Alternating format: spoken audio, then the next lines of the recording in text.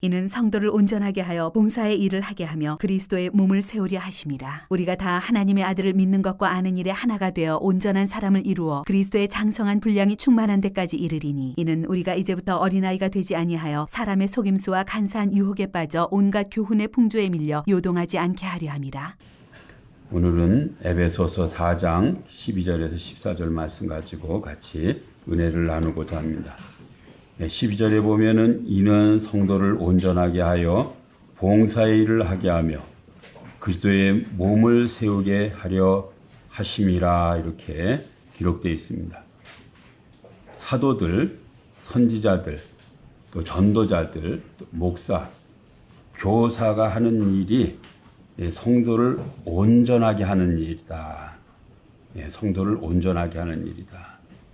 그래서 또 성도를 온전하게 하는 어떤 그 목적이 있어요. 그냥 온전하게 해놓고 끝, 이런 게 아니라 봉사의 일을 하게 하는, 이게 이제 목적이고요. 이런 것을 통해서 그들의 몸을 세우는 것, 이것이 12절이 말씀하는 그러한 내용입니다. 말씀드린 대로 그 사역자들의 어떤 그 직접적인 목적이 성도를 온전하게 하는 것, 이 한 가지입니다. 그래서 11절에 보면은 직분자들은 성도를 온전케 하는 일을 부여받은 사람들이고요. 그 결과로 온전케 된 성도들이 봉사의 일을 하는 거고요. 이를 통해서 그리스도의 몸이 세워지는 거예요. 이게 이제 교회의 모습입니다. 교회의 모습입니다. 사역자들은 성도를 온전케 하는 일을 부여받은 사람들이고, 그 일의 결과로 온전케 된 성도들이 봉사의 일을 해서 그들의 몸을 세우게 된다. 골로새서 1장 28절은 그 비슷한 말을 바울이 하고 있는데, 우리가 그를 전파하여 각 사람을 권하고 모든 지혜로 각 사람을 가르침은 각 사람을 그리스도 안에서 완전한 자로 세우려 함이니라 그랬습니다. 그 사역자들이 어떤 그 가르침을 베푸는데, 그 이유가 각 사람을 그리스도 안에서 완전한 자로 세우려고, 이것이 직분자가 갖는 그 사도, 선지자, 전도자, 목사, 교사가 갖고 있는 어떤 그 직분의 궁극적인 목적입니다. 이렇게 온전해진 성도들이 그들의 몸을 세우는 것입니다. NIV 성경에는요, 이것을 갖다가 to prepare God's people for works of service, 이렇게 번역을 했습니다. 봉사의 일을 위해 하나님의 백성을 그 준비시킨다. to prepare, 이런 표현을 썼어요. 목회자가 하는 일, 사역자가 하는 일은 준비시키는, 뭘 준비시켜요? 봉사자로 준비시키는 그러한 역할을 하는 거라고 볼 수 있습니다. 여기에 보면은 온전케 하여라는 표현이 있습니다. 온전케 하여라는 말은 조화를 이루어 발전하다, 탈골된 뼈를 제자리에 맞춰 놓다, 원래 있던 자리로 되돌리다, 이런 뜻입니다. 그냥 쉽게 이해하면은 제자리로 되돌리는 일이 그 온전케 하는 거예요. 제자리로. 지난주에 들은 말씀 많이 드렸습니다. 남편이 그 남편 자리로 돌아가는 것, 아내가 아내 자리로 돌아가는 것, 아버지가 아버지 자리로 돌아가는 것, 아들이 아들 자리로 돌아가는 것, 교회 사역 직분자가 직분 자리로 돌아가는 것, 또 성도가 그 자리로 되돌아가는 것, 요게 완전하게 되는 거예요. 제자리로 돌아가는 것, 그 직분에 걸맞게 행동하는 것, 봉사하는 것, 요게 말하자면 온전케 되는 그 원래 의미입니다. 이 단어가 교육적 의미에서는요, 적절히 준비시키다, 훈련하다, 이러한 뜻입니다. 아까 말씀드린 사도, 선지자, 전도자, 목사, 교사의 책무는 성도들이 교회의 사명을 잘 감당하도록 준비시켜 성숙한 일꾼으로 만드는 거예요. 예, 참 저희 교회 같은 경우 그런 게 잘 안 돼요. 왜냐하면은 일꾼으로 만드는 일을 하질 않아요. 그냥 듣고 가고. 제가 이제 유튜브에 한국 교회가 이렇게 디크라인 쇠퇴를 하는데 그 중에서도 이렇게 어떤 부흥하는 교회들이 있다는 거예요. 갤럽에서 일하던 사람이 그 일을 하는데 어떤 얘기를 하냐면은 소그룹이 활성화된 교회들만 부흥한다는 거예요. 그 소그룹이 활성화된다는 건 뭐냐면은 작은 지도자들을 많이 세웠고요. 작은 지도자들이 지도자의 역할을 잘 한다는 거예요. 이런 교회만 부흥한다는 거예요. 이런 교회만 부흥한다. 지금 시대가 그런 시대라는 거예요. 그래서 저도 많은 것을 이렇게 이 말씀을 준비하면서 깨닫고 또 어떤 참 이게 우리가 교회의 어떤 본질에 어떤 많이 떠나 있구나 하는 이런 생각을 하고 이런 것들을 어떤 식으로든지 그냥 봉사 어떤 섬기는 일에 준비시키는 성숙한 어떤 봉사자로 만드는 것이 목회자의 사명이에요. 목회자의 사명이에요. 그리고 성도는 그 일을 해야 되는 거예요. 봉사 일을. 이 봉사라는 말 있잖아요. 여기에서는 충만, 통일, 봉사까지 아주 중요한 말이에요. 이 통일이 어떻게 이루어지는가? 충만이 어떻게 이루어지는가? 봉사로 이루어지는 거예요. 봉사로 이루어지는 거예요. 봉사가 없는 교회, 봉사가 없는 성도, 이거는요, 아주 무익한 성도라고 볼 수 있어요. 봉사가 없는. 사역자가 궁극적으로 하는 일은 그 일 하는 거예요. 봉사 일을 하게 하는 거예요. 봉사 일을 하게 하는 거예요. 예, 봉사의 일이라는 것은요, 히브리어 디아코니아, 디콘. 이게 디콘, 집사라는 말이 이 단어에서 나왔어요. 디아코니아라면 섬김, 봉사, 사역, 이런 어떤 뜻입니다. 모든 성도가 참여하는 봉사적 삶, 이게 교회예요. 모든 성도가 참여하는 봉사적 삶, 공동체를 세우는 봉사적 삶을 사는 것이 이게 교회의 본질이라고 이렇게 말씀드릴 수 있어요. 저는 오랫동안 제가 집사에 대한 공부를 많이 했어요. 그냥 그 당시에 제가 케임브리지 대학 틴데일 하우스에 들어앉아가지고 집사라는 그 이름으로 책 퍼블리시 된 거는 다 갖다 읽은 것 같아요. 제가. 아티클도 다 갖다 읽고. 집사에 대해서 공부를 한동안 제가 굉장히 많이 했어요. 루터는 이런 얘기를 했습니다. 루터는 만인 사제주의를 어떤 주장을 했어요. 이게 모든 사람이 다 사제다. 모든 사람이 다 사제다. 집에서 설거지를 하면서 주님께서 이 일을 나에게 불러주셨다고 생각하고 그 일을 하는 사람, 그거 사제다. 양을 치면서, 소를 치면서 그 일을 하나님 맡겨주셨다고 하면서 그 일을 하는 사람, 그 사람 사제다. 그랬어요. 만인 사제다. 만인이 사제다. 그런데, 헤르조그라는 신학자는 이런 얘기를 했습니다. 이러한 루터는 만인 사제주의를 통하여 종교개혁의 정당성을 주장을 했는데, 헤르조그는 종교개혁의 완성은 만인 집사주의에서 찾았다는 거예요. 만인이 집사가 됐을 때에 이게 종교개혁의 완성이라는 거예요. 그 집사라는 것은 봉사자가 됐을 때라는 거예요. 모든 사람이 다 봉사하는. 이러한 교회가 됐을 때에 교회는 완성돼. 종교개혁의 완성은 만인 집사주의에서 어떤 완성이 된다. 그래서 종교개혁의 완성이란 모든 성도들이 하나님께서 주신 각자의 은사에 따라서 섬기는 자가 되는 거예요. 섬기는 자. 이게 종교개혁이 종교개혁이 추구하는 것이 아니라 성경이 추구하는 거예요. 아까 말씀드렸죠.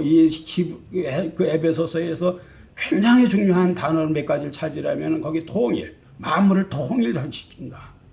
충만케 한다. 그 일을 뭘로 하는가? 봉사로 한다는 거예요. 봉사로 한다는 거예요. 옛날 황수관 박사 그분 간증을 들어보면 그 아버지가 엄청 훌륭한 사람이에요.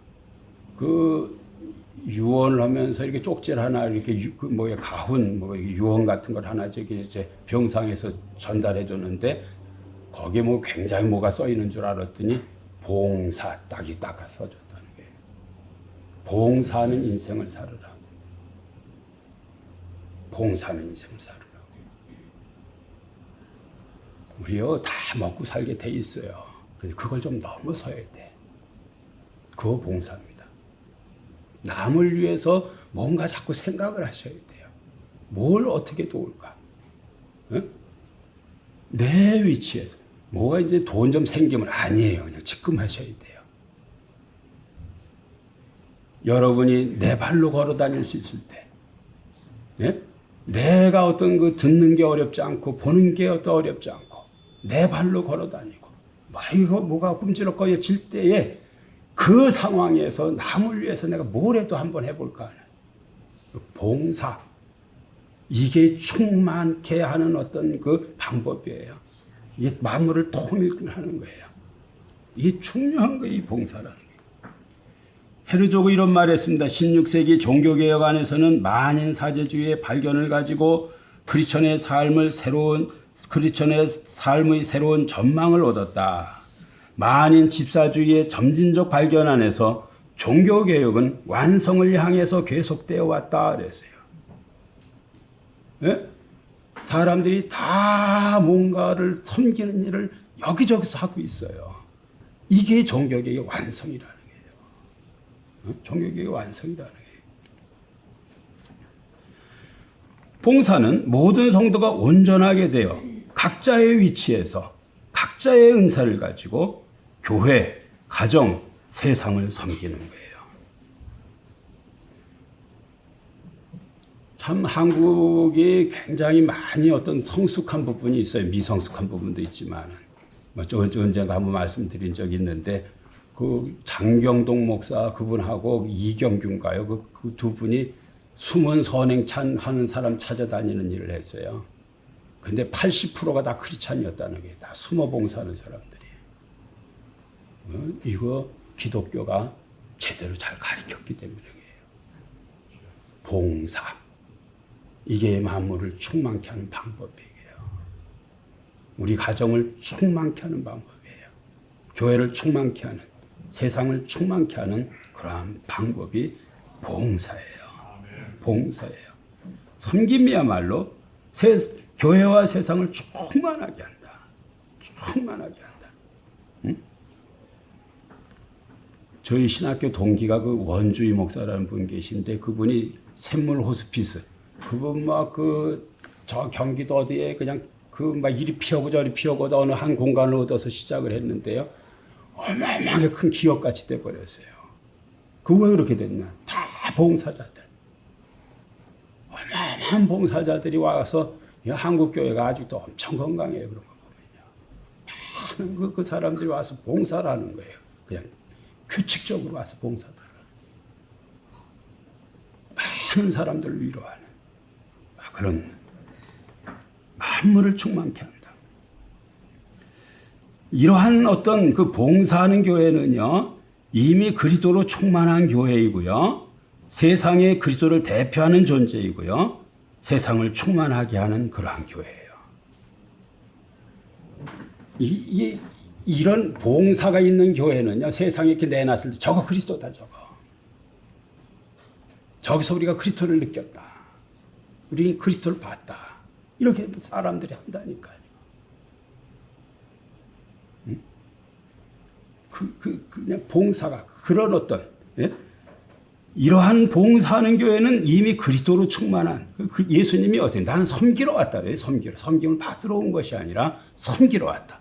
그래서요, 제가 집사직 연구할 때 그 집사의 프로토타입이라는 게 있어요. 그 원형이 누구냐? 예수님이 집사라는 거예요. 예수님 집사라는 거예요. 응? 섬기러 왔다는 거예요. 섬기러 왔다는 거예요. 충만의 핵심 봉사예요. 봉사가 충만을 가능케 해요. 절대 이 봉사의 일이란 단어는 굵은 단어로 써야 돼. 굵은 단어. 아주 크게 써야 되는 그런 단어예요. 그런 단어예요. 12절에 대해서 그 제임스 던이라는 그 더람에서 가르쳤던 그 신학자가 있어요. 이 사람은 성령께서 교회에 은사를 주시는 목적이 바로 세 가지 단계로 구조화된다고 이렇게 보았는데, 첫째, 은사는 온전함을 위한 수단이다. 그래서 이 은사는요, 여기서는요, 사도, 선지자, 전도자, 목사, 교사를 은사라고 말하는 거예요. 무슨 방언하고 이런 게 아니에요. 은사라는 건 그냥 선물이라는 뜻이에요. 선물. 하나님이 선물로 줬어요. 어떤 방법을 통해서 선물을 주셨어요? 승리해서 탈취물이에요, 이게. 탈취물. 이걸 그냥 그 교회에 선물로 준 거예요. 네? 선물로 준 거예요. 은사는 온전함을 위한 수단이며, 둘째, 온전함은 봉사의 실천으로 나타나며, 네? 봉사를 실천할 때 온전하게 되는 거예요. 그 봉사는 그리스도의 몸을 실제로 성장시키는 통로가 된다. 이 제임스 던이 한 말이에요. 그다음에 그 존 스토트라는 사람이 있습니다. 이게 런던에서 이번 활동했는데요.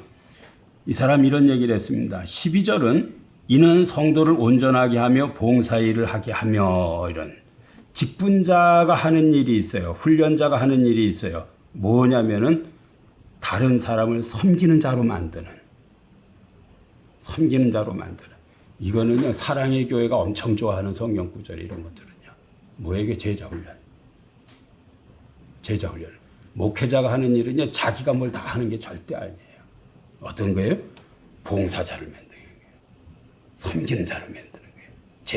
제자훈련에 지도자를 만드는 거. 그걸 하는 거예요, 목사가 하는 일은요. 그걸 하는 거예요. 12절의 중요 메시지는 존 스토트가 하는 말이에요. 목회자는 섬기도록 성도를 준비시키는 이들이라는 그러한 뜻이다라는 거예요. 목회자의 역할 뭐예요? 섬기는 자로 만드는 거예요. 섬기는 자로. 자기가 섬기기로 막 뛰어다니고 다 하는 게 아니라 성도들을 섬기는 사람을 만드는. 이게 굉장히 중요한 거예요. 굉장히 중요해요. 교회가 이제 건강하다. 그 건강성 측정하는 것도 있습니다. 그 측정하는 성도들이 자발적으로 자신의 은사들을 사용해서 서로를 섬기는데 어떤 열심을 내면은 그 교회 어떤 교회예요? 건강한 교회예요.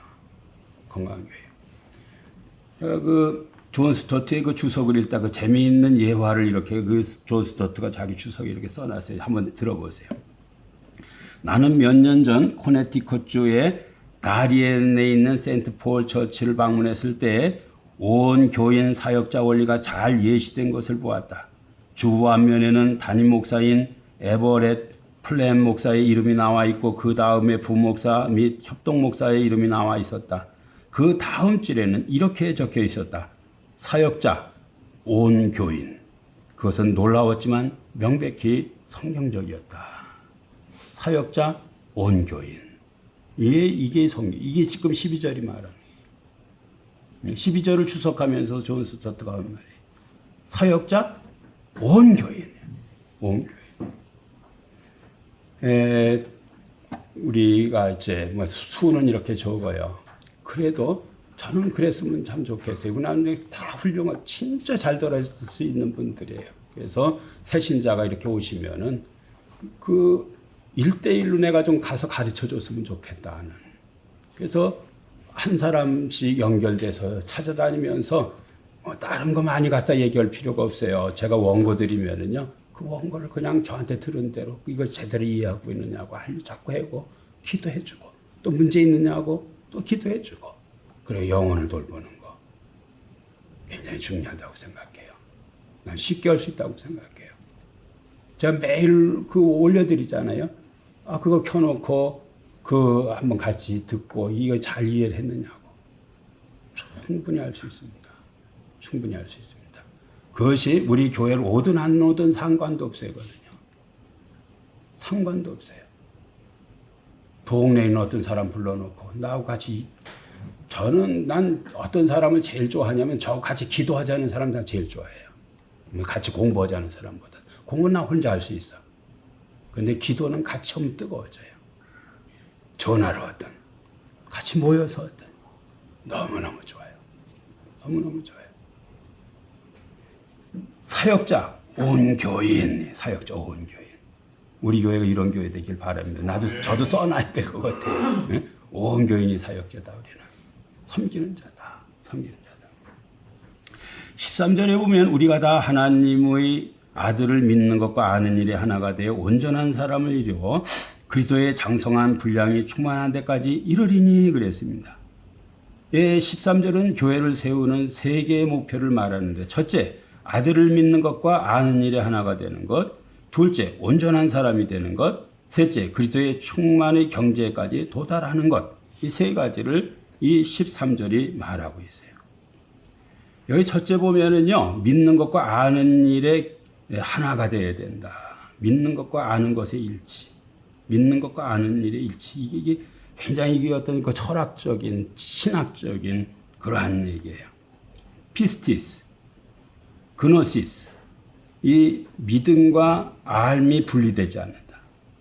신앙과 지식이 어떤 거 통합을 한다. 통합을 한다. 신앙은 인식에서 분리되지 않는다. 교회는 신앙과 지식의 일치 위에서 견고히 세워질 수 있다. 이 구절이 이런 것을 말하고 있는 거예요. 이런 것을 말하고 있는 거예요. 제가 액체에서 그 초대교회, 막 교회사를 그냥 초대교회에서부터 그 현대교회까지 쭉 제가 이렇게 몇 년 동안 가르친 적이 있어요. 그때 그 교부들을 이렇게 가르쳤는데, 교부들 중에 이런 어떤 이 지금 아는 것과 믿는 것, 아는 것과 믿는 것, 이게 뭐냐면은 지식과 신앙 사이 그 논쟁이라 그래요. 굉장히 중요한 거예요. 지식과 신앙이, 아는 것과 믿는 것. 그 알렉산드리아, 그 이집트의 알렉산드리아라는 곳이 있는데요. 그곳에 클레멘트라는 교부가 이렇게 살고 있었는데, 이 클레멘트는요, 어떤 사람이냐면은 헬라 철학에 대해서 굉장히 긍정적으로 생각하고 적극적으로 받아들이는 그러한 입장에 서 있는 이러한 사람이에요. 그냥 철학을 그냥 긍정적으로 생각하는, 이 사람 글을 읽어드려 볼 테니까는 이 사람이 철학을 어떻게 생각하는지 한번 들어보세요. 땅이 주의 것이요 거기에 충만한 것이 또 그러하다.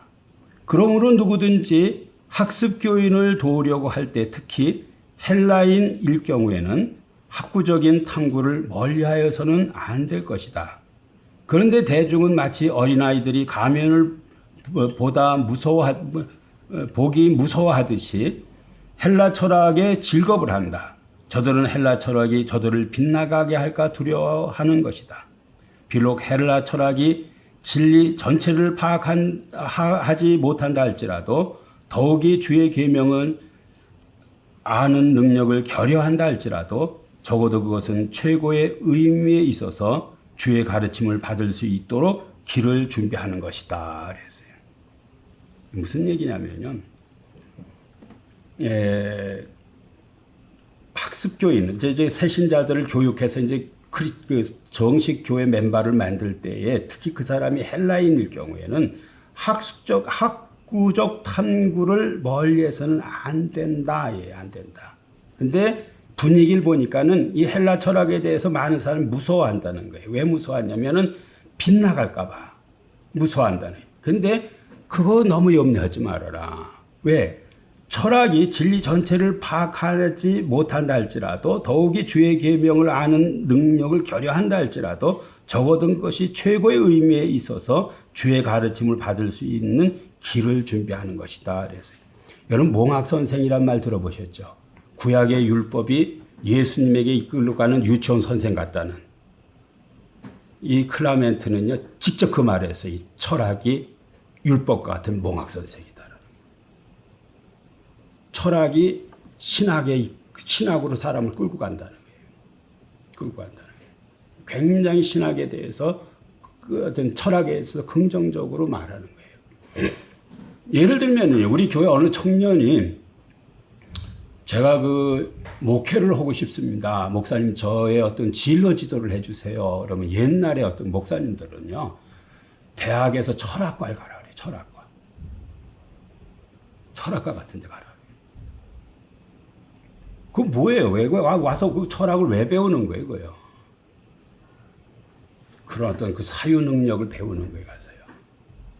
그래서 철학이 갖는 부정적인 요소도 많지만은 긍정적 요소도 있기 때문에 가서 철학을 배우라는 거예요. 그 철학과를 추천한다니까. 그리고 어딜 가라 그래? 후에 신학과를 가라 그래. 그런 생각하고 똑같은 거예요. 몽학 선생이라고 생각한 몽학 선생이라고. 몽학 선생이라고. 근데 이러한 철학에 대해서 아주 부정적인 사람이 있어요. 그게 터툴리안이라는 사람이에요. 터툴리안이라는 이 라틴 신학의 아버지라는 사람이에요. 이 사람. 서방 신학의 아버지라는.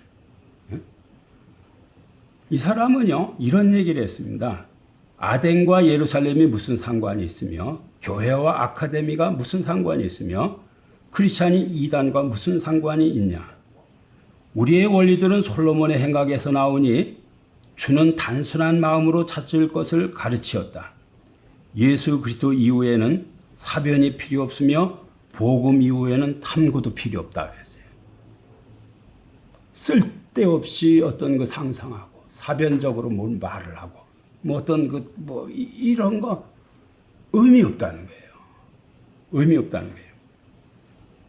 터툴리안은 또 이런 말을 했습니다. 이단들에 대한 소송전 항변이라는 글에서요. 우리가 믿게 된 후 또 한 가지 믿을 것이 있으니 그것은 그 이상 더 믿을 것이 없다는 것이다. 쓸데없이 이 얘기 저 얘기 하지 말으라는 거예요. 그냥 성경 이렇게 딱 말했으면은 그거 외에는 더 붙일 것도 없고 할 말도 없다는 거예요. 예? 더 이상 어떤 믿을 것이 없다.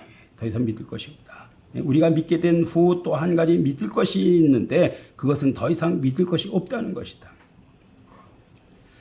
철학자와 크리스천 사이에 무슨 공통점이 있으며 헬라의 생도와 하늘의 생도 사이에 또 명예를 위하여 일하는 자와 구원을 위하여 일하는 자 사이에 말을 만들어내는 자와 행위를 만들어내는 자 사이에 세우는 자와 파괴하는 자 사이에 오류를 끌어넣는 자와 진리를 취급하는 자 사이에 진리를 도둑질하는 자와 진리를 보존하는 자 사이에 무슨 공통점이 있냐.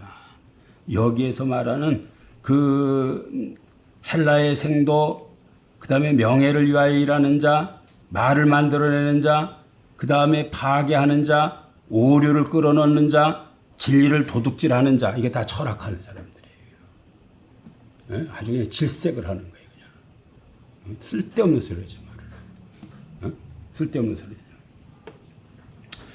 터툴리안은요, 헬라 철학에 대한 그 이 불신을 갖게 됨으로 말미암아 뭐에 대한 불신을 갖게 되면 이성에 대한 불신을 가는, 이성에 대한 리전이라, 이성에 대한 불신을 가는. 예? 그래서요, 그 핍박에 관한 변론이라는 글에서요, 그 아주 유명한 말을 해요.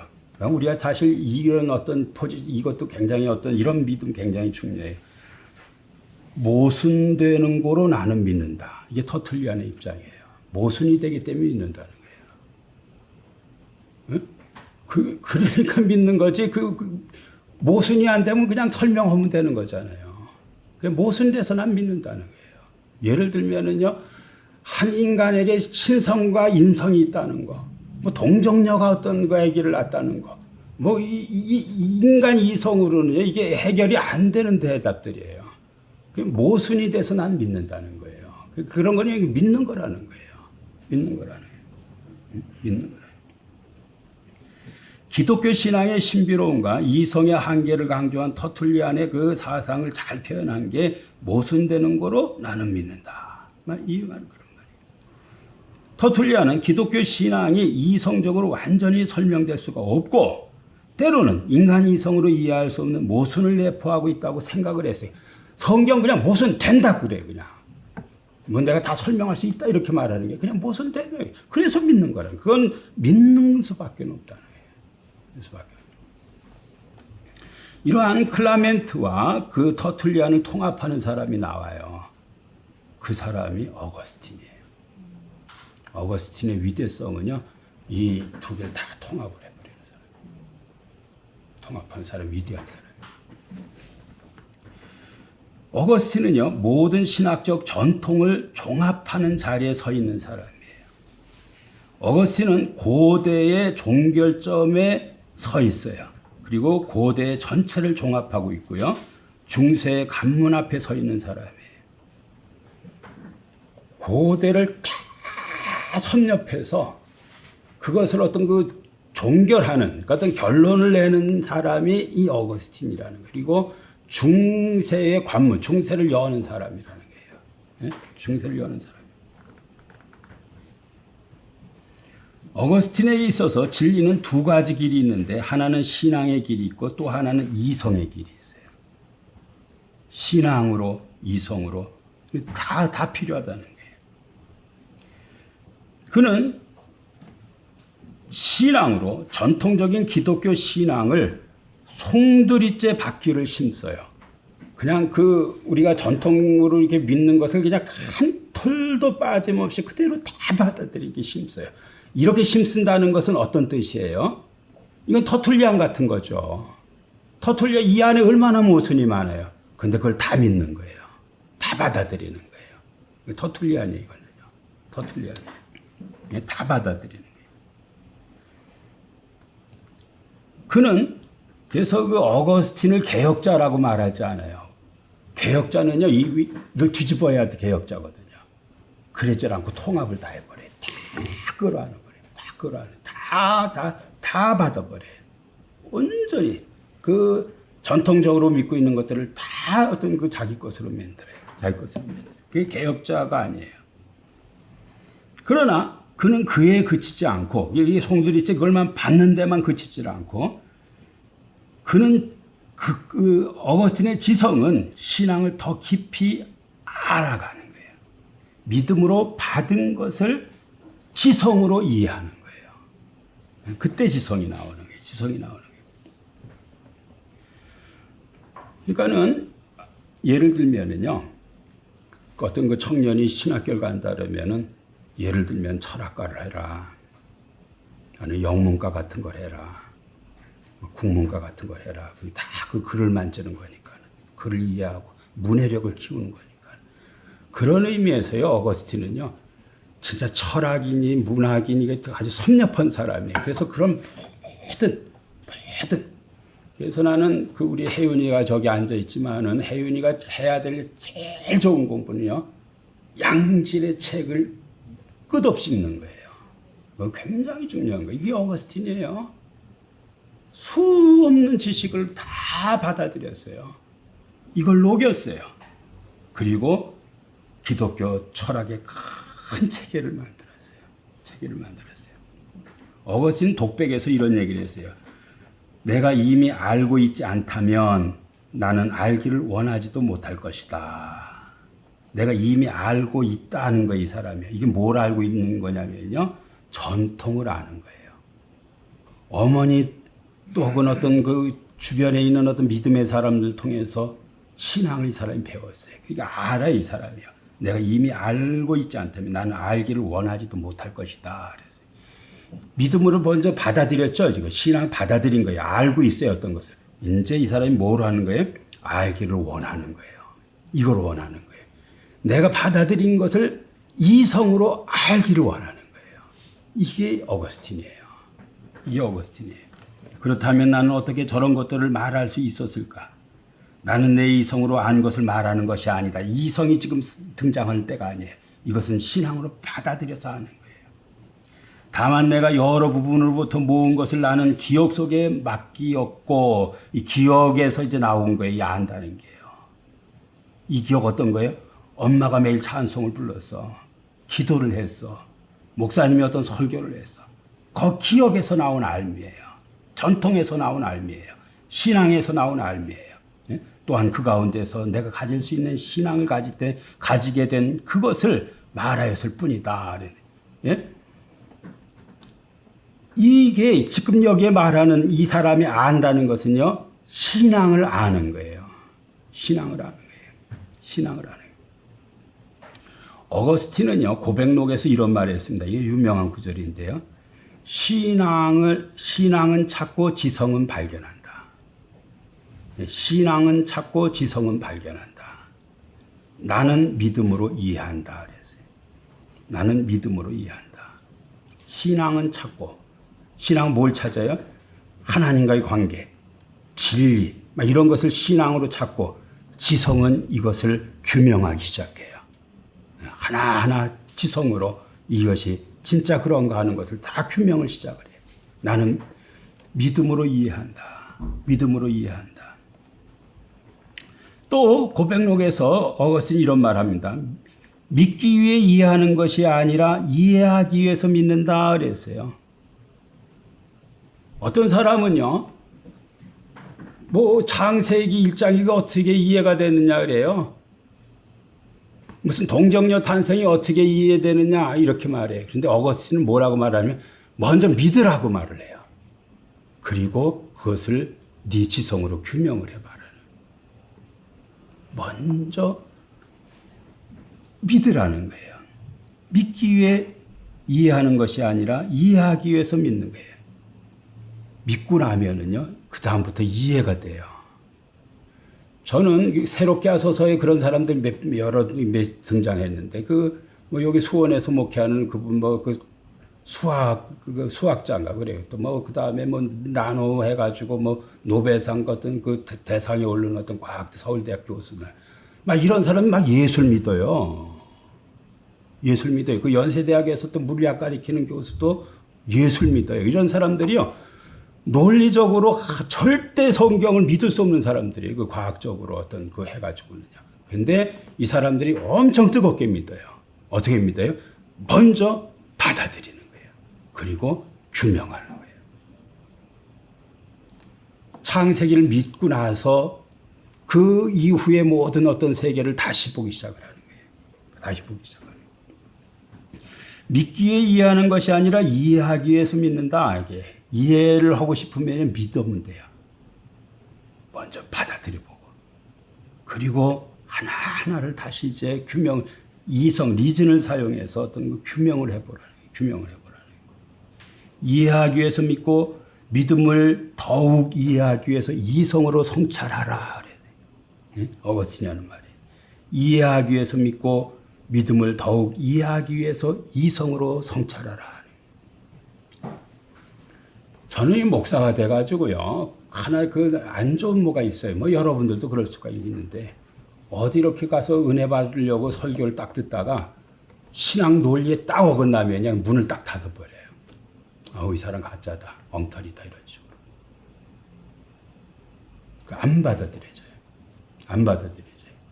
왜 그랬습니까? 내 리즌이 사용되는 거예요. 그리고 제대로 저 사람이 모르고 막 말을 한다. 모르고 막 말한다. 그래서 저거는 진리가 아니다. 그래서 마음이 탁 닫혀버리는 거예요. 바른 진리는 아는 것과 믿는 것이 어떻게 돼요? 하나가 돼요. 하나가 돼요. 그냥 엉터리가 아니에요. 엉터리가 아니에요. 논리적으로 안 맞는 걸 막 갖다 우기는 게 아니에요. 믿음으로 받아들이고 지성으로 규명하고. 그래서 논리적 근거를 가지고 말씀을 전할 때 사람은 일단은 논리적으로 설득이 돼야 마음을 열어요. 논리적 설득 안 되죠? 닫아버린다니까. 이제 저 사람 저 말하고 이제 그 다음부터 하는 말은 다 가짜다고 딴 생각 한다니까는. 죽바에 딴 글 그리고 있다니까요. 응? 안 받아들여진다니까요. 그래서 목사나 교사가 할 일이 뭐냐면은 진짜 성경을 잘 규명을 해야 돼요. 그 뜻이 정확히 뭔지를 목사 자신이 정확히 알아야 그 상대방도 설득을 할 수 있는 거예요. 아는 것과 믿는 것이 절대 분리되지 않는다. 교회가 여기 서 있어야 되는 거예요. 예? 이러한 어떤 그 전통이, 이 어거스틴의 이런 전통, 이게 바울의 전통과 똑같다. 이게 똑같다. 아는 것과 믿는 것이 하나가 돼 있다. 하나가 돼 있다. 하나가 돼 있다. 사실 이거 굉장히 어려운 일이에요. 쉽지 않아요. 철학이 막 들어온다는 것은요, 철학이 갖고 있는 폐들이 엄청 많아요. 예를 들면은요, 이성에서의 도피, escape from 리즌이라는 그게 프란시스 셰이퍼라는 아주 유명한 어떤 라브리 공동체의 그 지도자가 쓴 책이에요. 요거는 터툴리안 같은 소리죠. 이성을 지금 어거스틴 이성을 받아들이는 거잖아요. 클라멘트 이성 받아들이는 거잖아요. 이 셰이퍼 어떻다는 거예요? 이성에서 도망가야 된다는 거예요. 이성에서 도망가야 된다는 거예요. 이 이성을 잘못 사용하면은요, 어떤 문제가 생겨요. 예를 들면 기독교에 국한해서 말하면요, 독일이나 유럽 신학이 이제 망하는 이유가 있어요. 그 사람들은요, 뭐라 그러나요? 그 자유주의 신학이 등장해가지고 고등비평, 무슨 비평 해가지고요, 이 성경을 다 난도질하는 거예요. 자기 어떤 리즌을 가지고. 그래서 제가 감신에 가가지고 강의를 한동안 들었었는데 그 박익수 교수라는 분 강의를 제가 오래 이렇게 들었는데 이분이 한 학기 내내 하는 말이 에베소서는 바울이 안 썼다는 말만 계속해요. 아니 성경에 바울은 내가 썼다고 했는데 자기가 안 썼다고 매일 얘기를 해요. 어? 막 그런 식으로요. 성경 우리가 전통적으로 믿는 걸 다 뒤집는 얘기만 다 하는 거예요. 그냥. 그랬다고 또 뭐 이렇게 그냥 그 확실히 딱 줘가지고 진짜 안 썼구나. 막 이렇게 또 말할 것도 없어요. 가만히 듣고 그러면은 그런 증거를 대 가지고 나를 그냥 설득했으면 내가 넘어가죠. 근거도 없는데 막연히 그렇게 어떤 그 자기의 머리로 어떤 생각해 보면은 썼을 수가 없다. 막 이런 식으로 말하는 거예요. 네? 그래가지고 나는 감신에 가서 강의를 들을 때에 막 아카데미컬하게 얘기를 하고 하니까는 막 신선하더라고요. 좋다고 그랬더니 거기 다니는 학생들은 어떠냐면 싫다 그랬더라고. 자기네들이 그 신앙 가지고 학교를 들어왔는데 여기 한 4년을 다니면은요 다 신앙 버리고 술 담배 하는 사람으로 다 바뀐대요. 진짜예요? 네? 그러고 나중에 이제 목사가 돼가지고 이제 그때 이제 목회하면서 이제 막 진짜 목회를 배우러 다닌다니까는. 그리고 기도하러 다니고 막 난리쳐요 그때부터. 그게 뭐예요? 이성이 잘못 활용되는 게 이성이. 그래서 이런 사람들은 어떻게 지금 서구가 멸망하지 그러잖아요. 기독교 몰락하잖아요. 전부 이성 때문에. 여기서 도망가야 된다. 이성으로부터의 도피. Escape from religion. 거기 도망가야 된다. 양날의 검이에요. 어거스틴 같이 훌륭한 어떤 그 사람이 어떤 그 이성을 쓰면은 또 칼빈 같은 사람이 칼빈의 어떤 그 주석이나 이런 거 보면은 이 사람은요 구라가 없어. 명쾌하다니까는.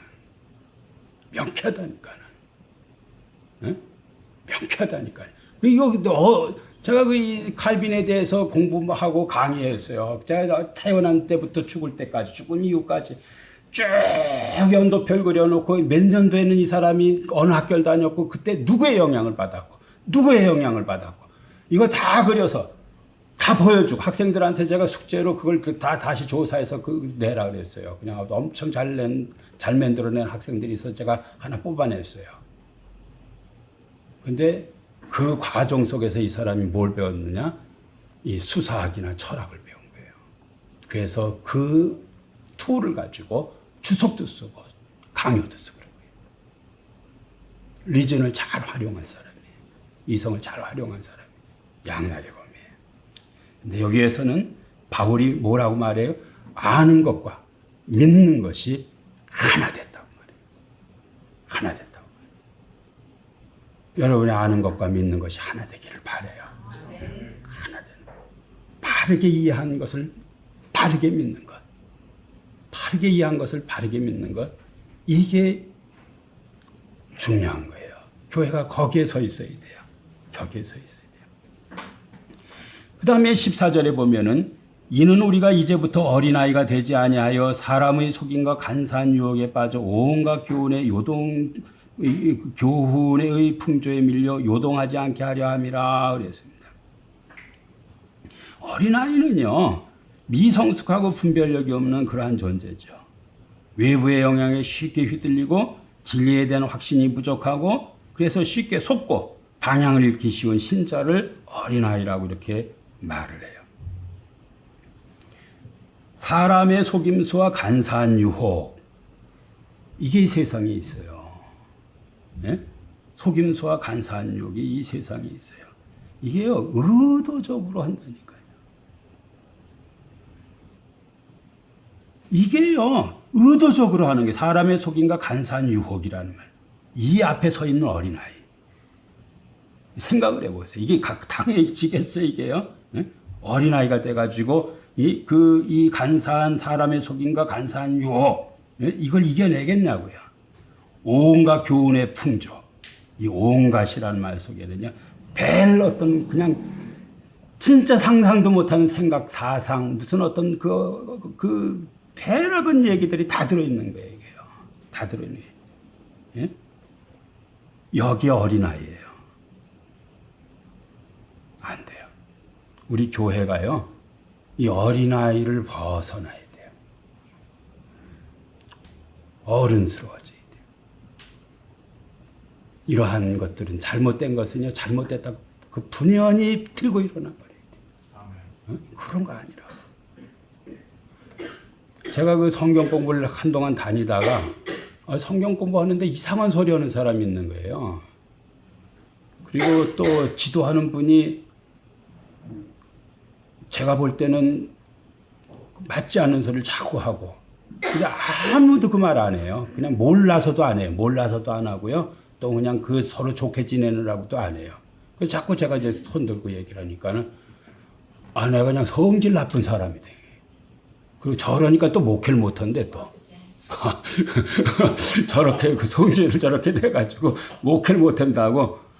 와, 그래서 참 별 소리를 내가 나는 하나님이 별 어떤 소리를 다 듣게 하시는구나, 이런 생각을 했어요. 그리고 그냥 일어나고 끊어버렸어요. 한 사람이 이유일체를 주장하고 천국에 가면은요, 또 교육을 다시 받아야 되는데, 그래서 내가 속으로, 뭔 텍스트로 봤나? 그때는 우리 성경이 아니고. 또 교육을 받아야 돼. 목사가 하는 말이에요, 이거요. 목사라는 사람이 하는 말이에요. 예, 온갖 교훈의 풍조에 밀려 그 앞에 서 있는 흔들리는 어떤 그냥 작은 배 같은 어린아이. 이게 이제 우리의 모습이에요. 바울이 그 얘기를 하는 거예요. 이게요, 에베소서 6장 11절 12절에 보면은 마귀에게를 능히 대적하기 위하여 하나님의 전신갑주를 입으라. 우리의 씨름은 혈과 육에 대한 것이 아니요 정사와 권세와 이 어둠의 세상 주관자들과 하늘에 있는 악의 영들에 대함이라. 그래서 악의 영들에 대함이라. 이 교리 문제, 이 진리에 대한 파악하는 이런 문제는요, 일종의 영적 전쟁이에요. 여러분들이 바른 교훈을 배우는 거, 바른 신학을 배우는 거, 바른 신학을 배우는 거, 바른 교회를 배우는 거, 이거 큰 복입니다, 이거요. 진짜 복입니다, 이거요. 아무나 배우면 안 돼요. 제가 오늘 설교 준비하면서 참 많은 신학교를 다녔고 많은 선생한테 배웠지만은 한 3사람이 딱 이렇게 나 이름 적어봤어요. 이 사람이 선생이다, 나한테. 이 사람이 나의 선생이다. 이 사람이 나의 선생이다. 이 사람이 뭘 나한테 잘 가르쳐줬다.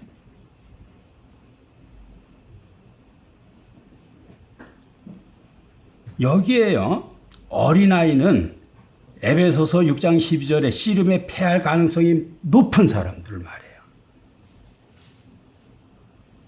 네? 패할 가능성이 높은 사람들, 거짓 가르침, 사회적 풍조, 인간적 속임수, 이것에 어떤 넘어갈 이게 사단의 어떤 역사인데요. 여기에 넘어갈 가능성이 굉장히 많은 사람을 여기 어린아이라고 말합니다. 네. 정리하고 말씀 마치겠습니다. 교리의 순수성, 이것이 영적 방어 능력이에요. 교회의 성숙은 단지 윤리적 향상이 아니라 사탄적 체계에 맞서는 하나님의 전략적 전진기지의 역할을 잘 수행할 때 드러나는 거예요. 잘 드러나는 거예요.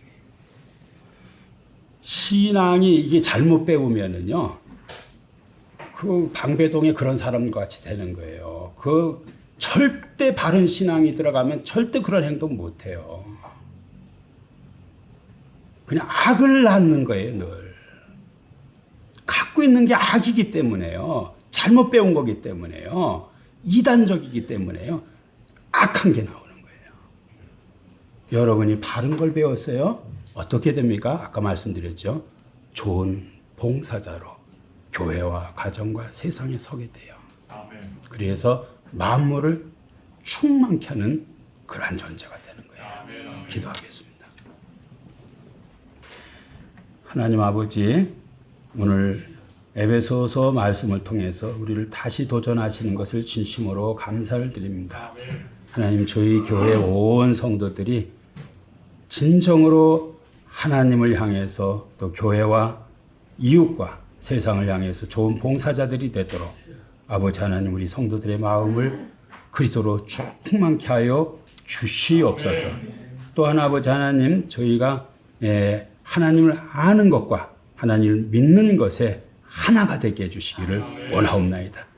바로 잘 아버지 하나님의 믿음으로 받은 것은 잘 분별하고 확신을 갖게 해주시고, 그 확신에서 아버지 하나님을 떠나지 아니하는 온 성도들이 되도록 축복하여 주시옵소서. 감사드리며 예수님의 이름으로 기도하옵나이다. 아멘.